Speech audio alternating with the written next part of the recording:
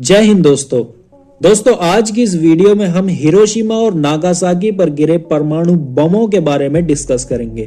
तो वीडियो काफी नॉलेजेबल होगी, इसलिए वीडियो को एंड तक जरूर देखना। तो चलिए दोस्तों वीडियो को शुरू करते हैं।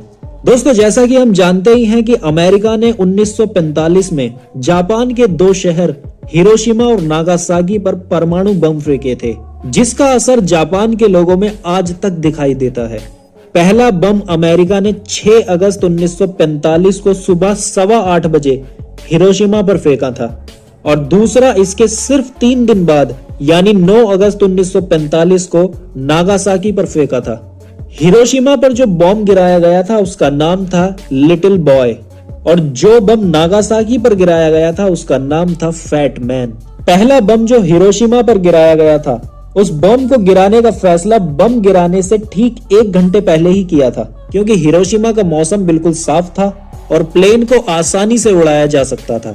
लेकिन नागासाकी पर जो बम गिराया गया था, उस बम को पहले जापान के कोकुआ शहर में गिराया जाना था, लेकिन कोकुआ शहर का मौसम उस टाइम साफ नहीं था, इसीलिए अमेरिकी सेना ने बम को नागासाकी पर ही गिरा दिया।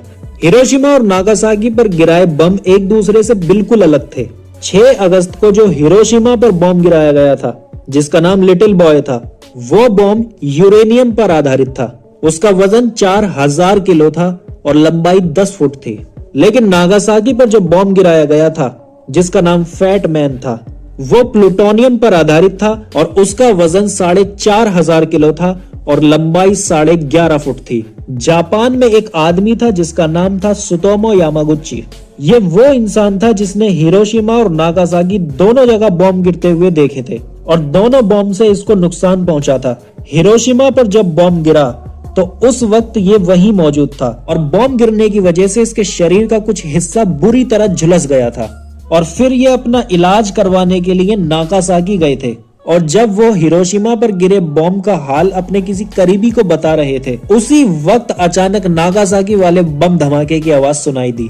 लेकिन इस बार उन्हें कोई खास चोट नहीं आई, क्योंकि वो बम के प्रभाव क्षेत्र से थोड़ी दूरी पर थे। और ये सुतोमो यामागुची 2010 में पेट के कैंसर की वजह से मर गए थे।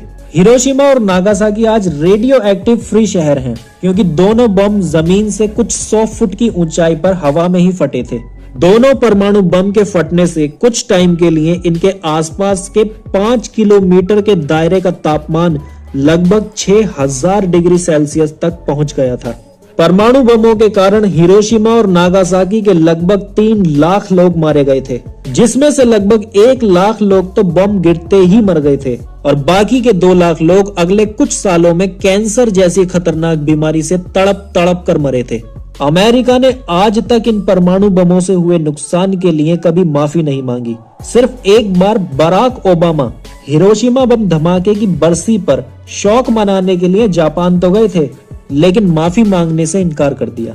दोस्तों आपको बता दें कि सीटी स्कैन करवाने से हमारी बॉडी में उतनी ही रेडिएशन की मात्रा पहुंचती है जितनी हिरोशिमा बम धमाके में 2 किलोमीटर दूर खड़े लोगों में पहुंची थी। हिरोशिमा बम धमाके में लगभग 15 अमेरिकी सैनिक भी मारे गए थे और इस बात का पता अमेरिका को खुद 25 साल बाद 1970 में लगा था। तो दोस्तों ये थी हिरोशिमा और नागासाकी पर हुए परमाणु हमले से रिलेटेड कुछ खास बातें।